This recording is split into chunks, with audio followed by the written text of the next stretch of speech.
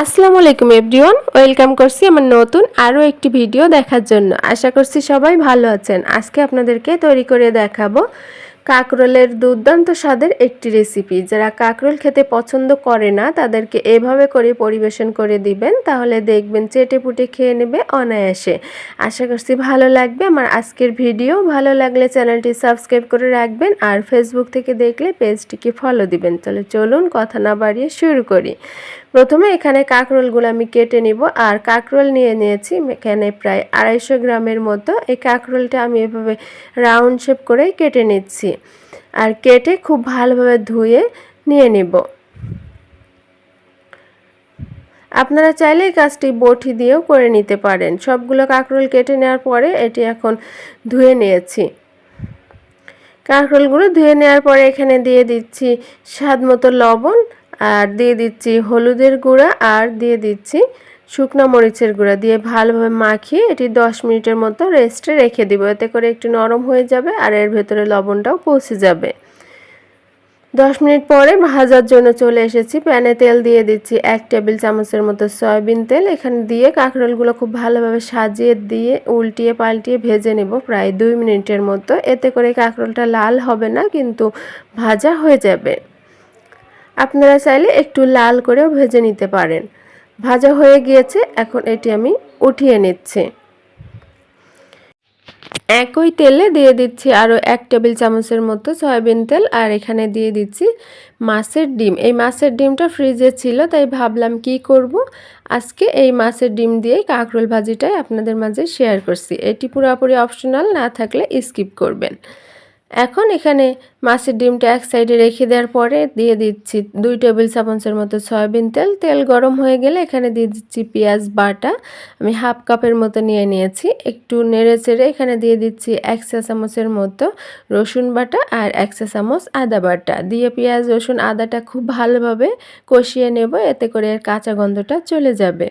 কিছুক্ষণ পর এখানে দিয়ে দিচ্ছি শুকনো মরিচ বাটা পরিমাণ মতো। যে যেমন ঝাল খেতে পছন্দ করেন তেমন অনুযায়ী শুকনো মরিচটা দিয়ে নেবেন, আর চাইলে এখানে গুঁড়াটাও দিয়ে দিতে পারবেন। দিয়ে একটু পানি দিয়ে এই মশলাটা খুব ভালোভাবে কষিয়ে নেব।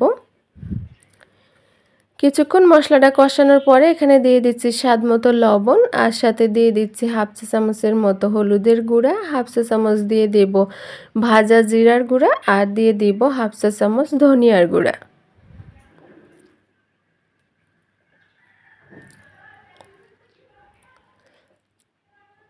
দিয়ে আর একটু পানি দিয়ে এই মশলাটা খুব ভালোভাবে কষিয়ে নিচ্ছি। এতে করে গুঁড়া মশলাগুলো পুড়ে যাবে না, আর কালারটাও নষ্ট হবে না।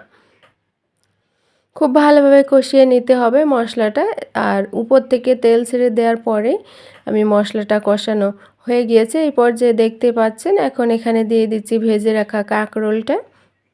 দিয়ে কিছুক্ষণ মশলার সাথে কষিয়ে নেওয়ার পরে দিয়ে দিচ্ছি ভেজে রাখা মাছের ডিম। এই মাছের ডিমটা পুরোপুরি অপশনাল। একটু পানি দিয়ে আমি এই তরকারিটা অর্থাৎ কাঁকরোলটা খুব ভালোভাবে কষিয়ে নেব। কিছুক্ষণ কষিয়ে নেওয়ার পরে পানিটা শুকিয়ে গিয়েছে। এই পর্যায়ে আমি ঝোলের পানি দিয়ে দিচ্ছি প্রায় 1 কাপের মতো। এতে করে কাঁকরোলটাও সিদ্ধ হয়ে যাবে আর ভালোভাবে রান্নাও হয়ে যাবে। এখন ঢাকনা দিয়ে ঢেকে কিছুক্ষণ এটি রান্না করে নেব। এর ভেতরে কিন্তু কয়েকবার নেড়ে চেড়ে দিতে হবে, তা না হলে কিন্তু আবার নিচে লেগে যেতে পারে। কিছুক্ষণ পরে এখানে ঢাকনা উঠিয়ে নিয়ে দেখছি কাঁকরোলটা আমার প্রায় রান্না হয়ে গিয়েছে, সিদ্ধও হয়ে গিয়েছে।